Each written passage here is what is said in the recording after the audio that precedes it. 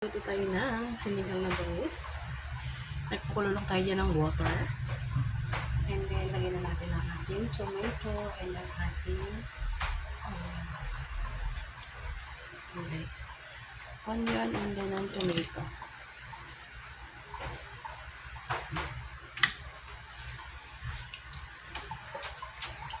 Then, lagyan na natin yan ng seasoning. Para kasama na siyang kukulo. And then, ang ating salt. Salt.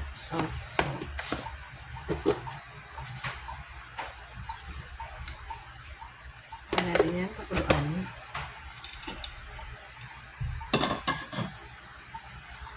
Guys, kumukulo na siya. Lagyan na natin ang ating bangus.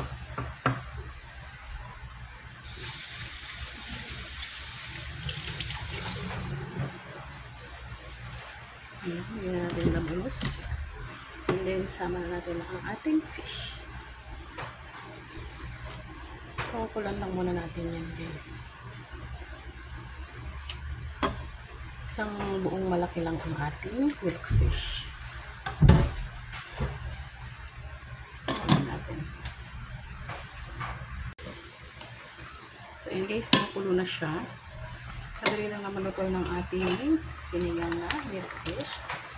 So, hingin natin ng sampalok.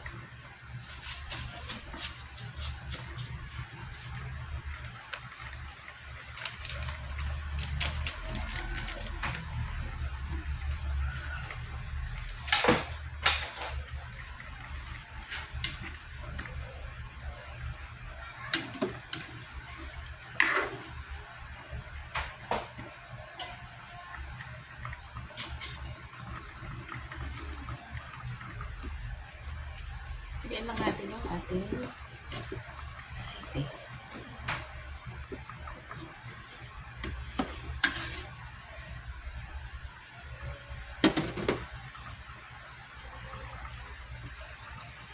Ayan, pakulan muna natin guys. So yun guys, kumukulo na siya. Ilagay na natin ang ating kangkong. Konti lang ang gulay natin guys. Kaya natin ang ating kangkong. Then, kuluan muna natin yan. Hanggang sa maluto na yung ating kangkong. Ayan.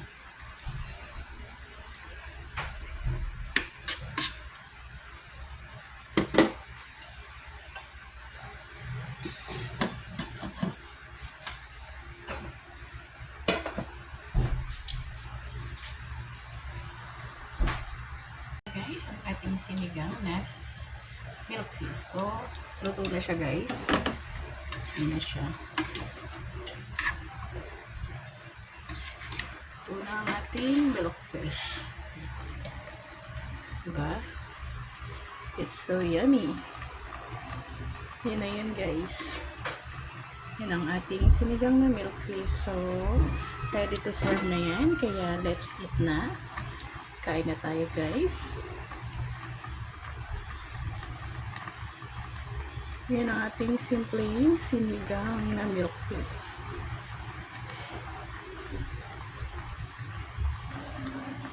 So na guys, thank you for watching. Let's eat.